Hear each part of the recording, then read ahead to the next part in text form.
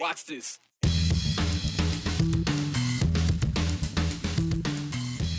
There's a lot of talking, but no action. Baby steps, because sometimes it takes some talking to find common ground among those who disagree. We're taking another session with the Braver Angels, this time in a smaller sampling, to bring back civility in a very uncivil political climate. Regardless of what you hear from Idaho lawmakers, you know it should be easy to vote, and we're trying to show how easy it can be this election. Today, how Idaho is making it as convenient as possible for people with disabilities. I was so mad when Aaron Rodgers was traded to the Jets. I was like, no. All right, so how's your fantasy football team doing so far? Maybe you need the guidance of a guru. Well, we know an 11-year-old who just might fit that description. Another NFL whiz from the Treasure Valley. Last May, just before the primary election, we took you inside a meeting put on by a national nonprofit that was trying to suture the gaping wound of civility in America when it comes to politics. Braver Angels put on a red-blue workshop in Boise that brought together both sides of the political spectrum, the blue and red members of the community, who would share what they believe, why they believe it, and see if they could find any common ground without shouting at each other on social media. Here's a little sample of that story. The goal of this exercise is But the Braver Angels are a bridge. and see if there's any common ground. And their flagship's founder was a marriage counselor. built it out of his practice. And they knew that if a husband and wife could not communicate, couldn't talk, there was no hope to save the marriage. And they saw that in the country. So while organizers weren't too optimistic about saving said marriage in a matter of hours, they were at least hoping to renew a vow of dignity and respect and honesty in that afternoon. Well, that afternoon in April, the Braver Angels ran their workshop with a group of about 20. But how would it work in a smaller setting, which is kind of how most of us interact? Could civility or even common ground be found one-on-one? We decided to find out when we brought together a real estate agent and an owner of a bathroom remodeling company. They both were coming from the same side of the aisle, but they weren't exactly filling the same row when it came to immigration. My name is Gary. My name's Peter. I'm a registered Republican. And I'm a Republican. But for the last 9 years, I have decided not to join the Trump cult. How long have you lived in Idaho? 32 years. Since 1972. The one you're going to be discussing today is immigration. Immigration. I'm in favor of immigration.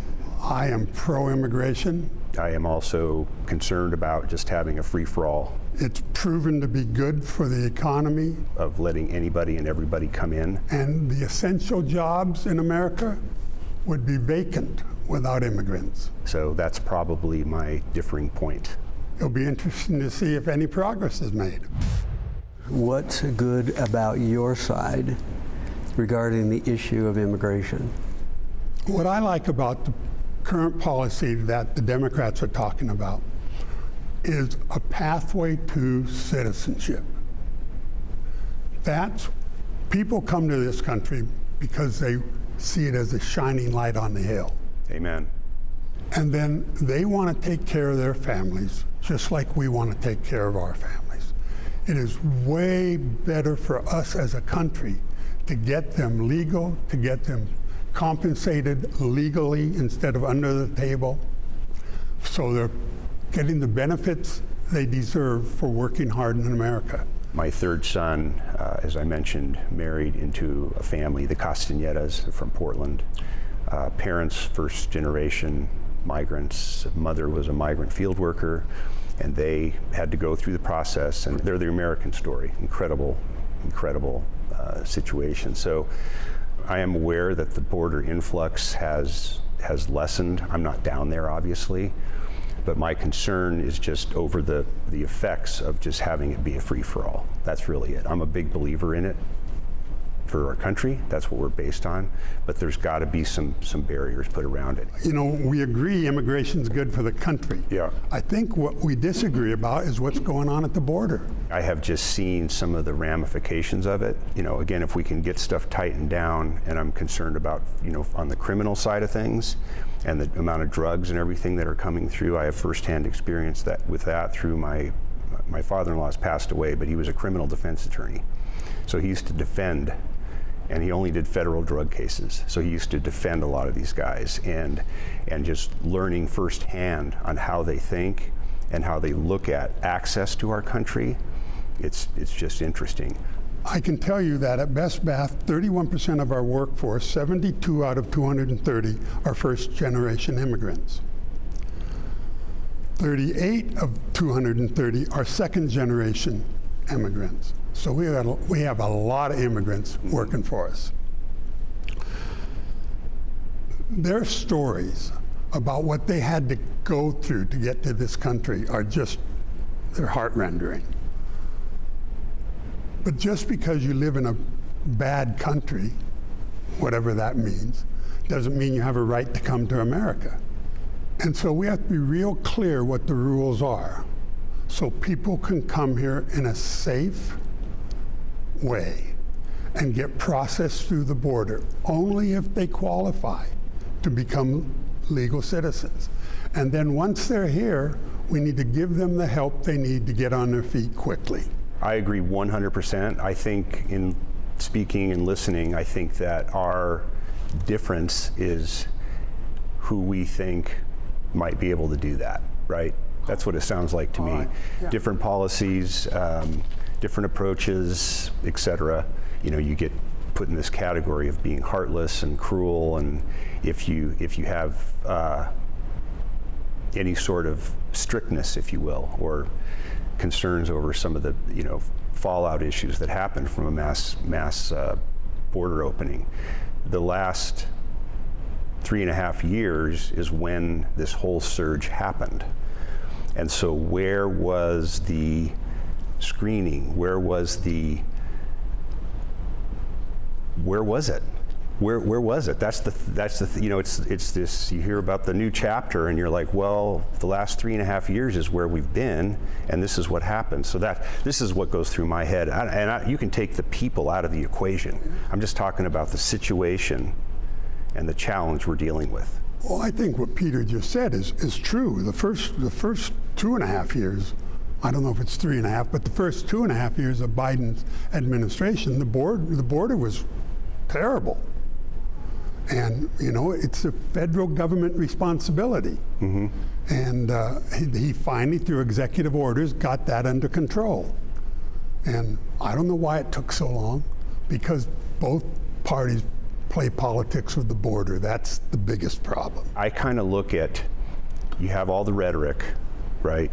And then those that are actually put in the position of being in charge, what has happened?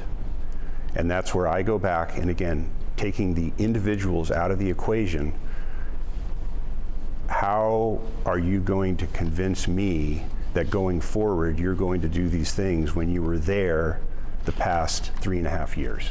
That's Gary, that's what I struggle with. And I listen to, again, the different conventions, and I hear all the stuff said, but I don't really see a lot of stuff happening. And I see that you can even boil it down to our local level. There's a lot of talking, but no action.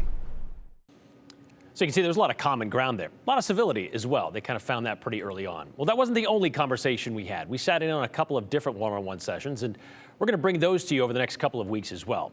If you would like to participate in one of the Braver Angels group sessions, they're always looking for volunteers. We're going to have a link to their website in this story that we just aired, or the story we did last spring. You can find both of those on our website at ktvb.com.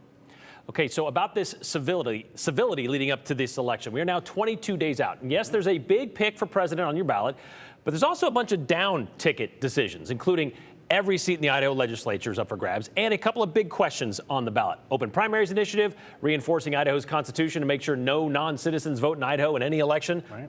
Some of those may be a bit confusing for a lot of voters out there, especially if English isn't your first language.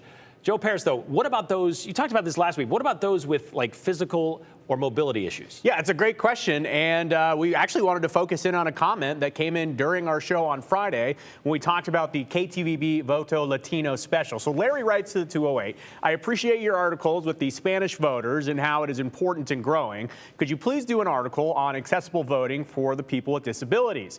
How does a blind person vote like you or I? Thank you very much. That's from Larry. So yeah, that's a great question, and there's a great answer for you as well. All Americans get to vote, and there are laws and procedures to make sure that differently abled people get a meaningful vote. Take a look.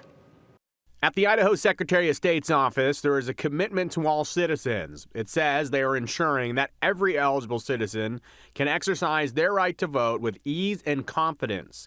But citizens that are differently abled may have challenges that most voters don't even consider. Being visually or audibly challenged can make voting hard. Even getting around a polling place can be a challenge for some, but it's not a reason to not vote. Federal and state laws make sure that people with disabilities have the same access to voting as all other Americans. Here's a look at part of Idaho's law. For example, polling places need to be accessible for all people, and if a person can't get in to access their ballot, there is a provision, for example, to be handed a ballot on the curb, for example, under supervision, of course. There are also special tools that each polling location must have, like assistive technologies. VoteIdaho.gov explains that voters can get audio transcriptions of a ballot. There are some Braille options, access and ability to enlarge or zoom in on your ballot text, adjust the contrast to help improve some visual cues, and there are adaptations for marking a ballot if pen to paper is hard for a person to use. It's important to note, if you make a mistake, you can change your selections, or you can always request a new ballot from a poll worker and they'll spoil your other one. For an in-depth look at whatever you may have questions about, Disability Rights Idaho has this fantastic voter guide. You can find that and more information at drivote.org. And here's a really big piece of advice, whether you're differently abled or not. If you need assistance in the voting booth, you're actually allowed to bring someone with you to assist in the voting process. You can also always ask for help from an election worker. They're not going to tell you who to vote for, but they can help answer ballot-related questions. For example, also, if you're visually impaired and you would like someone to come with you and just read you the ballot, they can help you do that as well. And also, as we touched on, Brian, if for some reason pen and paper is difficult for you, they have different ways that you can cast your vote. Because everyone gets to vote. Everyone's vote is worth the same. Yep, voting should be easy. All right, thank you very much, Joe. All right, well, not so fast. It started circulating on social media this afternoon. The University of Nevada women's volleyball team was going to be the 5th Mountain West squad to forfeit a match against San Jose State, the conference leading team that allegedly has a transgender player on its team. And we say allegedly because, well, none of the teams who have forfeited thus far have said specifically why they forfeited. Other than being outed by a right-wing blog and a claim in a lawsuit by a teammate, there's also never been a confirmation if, in fact, San Jose State has a transgender player on their team. But here we are. And here we were thinking this forfeiture of the Wolfpack's October 26th match was going to be a thing when we got this statement from the University of Idaho or University of Nevada this afternoon. Apparently, a majority of players sent a statement to the school saying they, the team, was forfeiting the October 26th match against San Jose State, and they made this decision, according to the university, independently and without talking to the school about it. Well, that quote-unquote decision doesn't quite mesh with the stance of the school, saying the University of Nevada and its athletic programs are governed by the state constitution and state law, both of which protect equal rights regardless of race, color, or gender identity, and the school follows the same rules set by the NCAA and the Mountain West Conference. The university intends to move forward with the match as scheduled, they said. And the players, well, they may choose not to participate in the match on the day of the contest. But no players will be subject to any team disciplinary action for their decision not to participate in the match. So there you go. So no, the University of Nevada is not forfeiting its match against San Jose State, something the school made very clear with the Reno Gazette back on October 3rd when they said they would play against San Jose State. That is, unless they don't have enough players show up on game day. Boise State wasn't the first to forfeit its match against San Jose State. That would be Southern Utah. But the Broncos were the first Mountain West team to do so at the end of last month. Since then, Wyoming and Utah State, they followed suit. By the way, since Boise State forfeited their September 29th match against San Jose State, or September 28th, excuse me, San Jose State, or other than the Wyoming no contest, the Spartans, they've lost 3 times. They've lost all their matches since. So they are beatable if enough players decide to show up to play.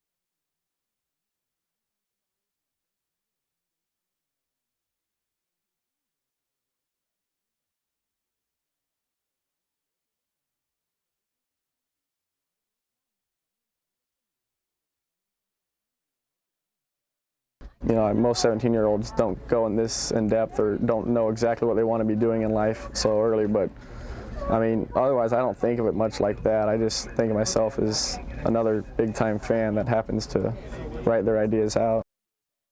Well, that was 21 years ago when the KTVB sports team introduced Idaho sports fans to a 17-year-old NFL wonderkind. Andy Benoit was a Boise teenager who wanted a closer connection to the National Football League, well, closer than just playing Madden with his friends. We labeled him at the time in our archives as NFL Kid. Well, in 2003, the then high school senior had just written his 7th book, but that was the first one to be published, about the upcoming NFL season, about the league, the games, and the players. Books that had been read by John Madden himself, by the way. Well, after graduating from the College of Idaho, Andy went on to turn his teenage passion into a career in the NFL, most recently as an assistant to the LA Rams head coach. But the question today, could we have another prodigy, that's the word. Could we have another prodigy, even younger here in Idaho, following in Andy's footsteps? Hunter Funk found out about the next generation of NFL kid from Idaho.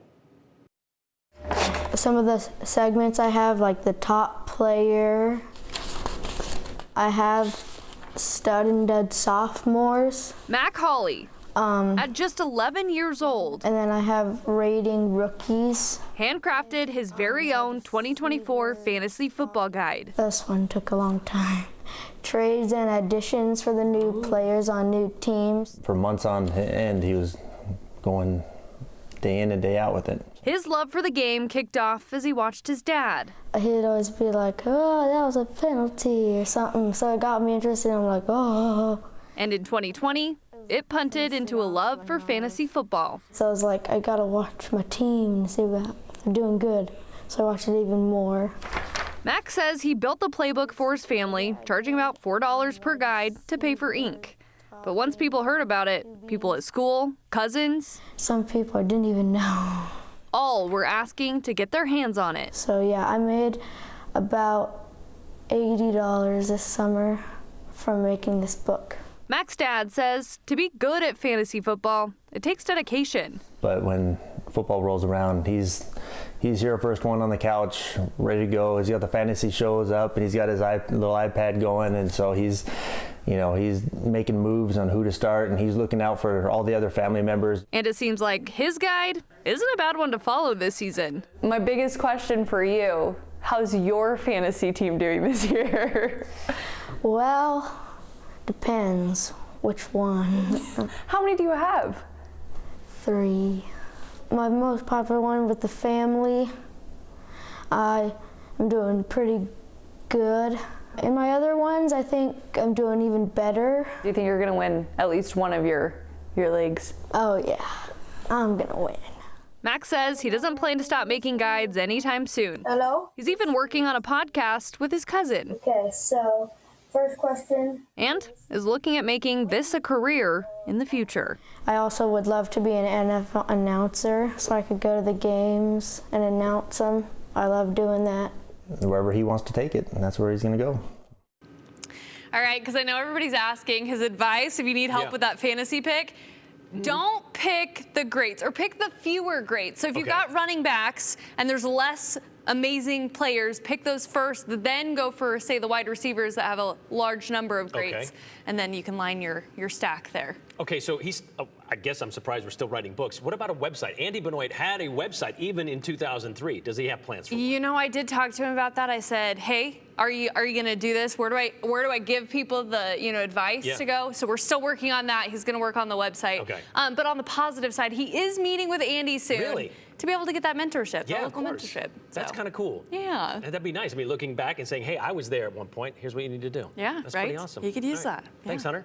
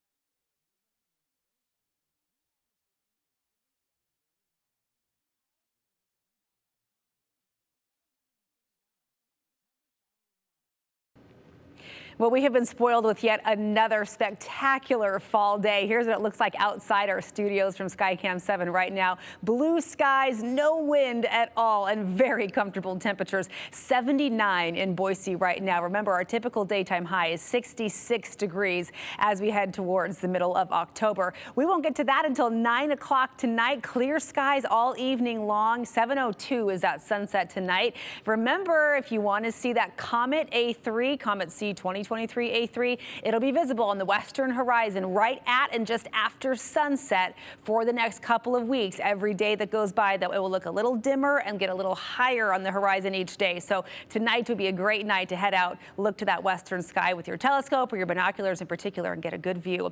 Tomorrow we'll be up to 82 degrees. I think that might be the last 80-degree day that we see. Ignore that 93 next Monday. That should say 63. We will be down to 62 on Wednesday. We have significant changes coming in. A first alert weather event. Highs by Thursday in Boise only in the 50s, with likely Wednesday evening our first measurable rain we've seen in about a month. Here in Boise, some weather whiplash coming in, and you can see we stay cool all the way through the weekend with highs back into the 60s, not the 90s, the 60s on Sunday and Monday.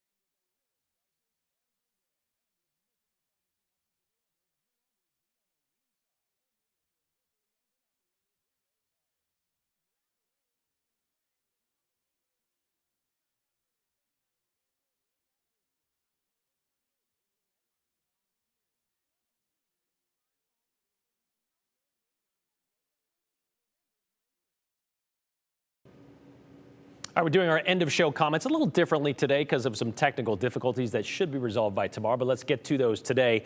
This one from Brian in Boise. If the majority of schools forfeit against San Jose State, can they win the championship? It's a good question, whether that means the Mountain West Championship.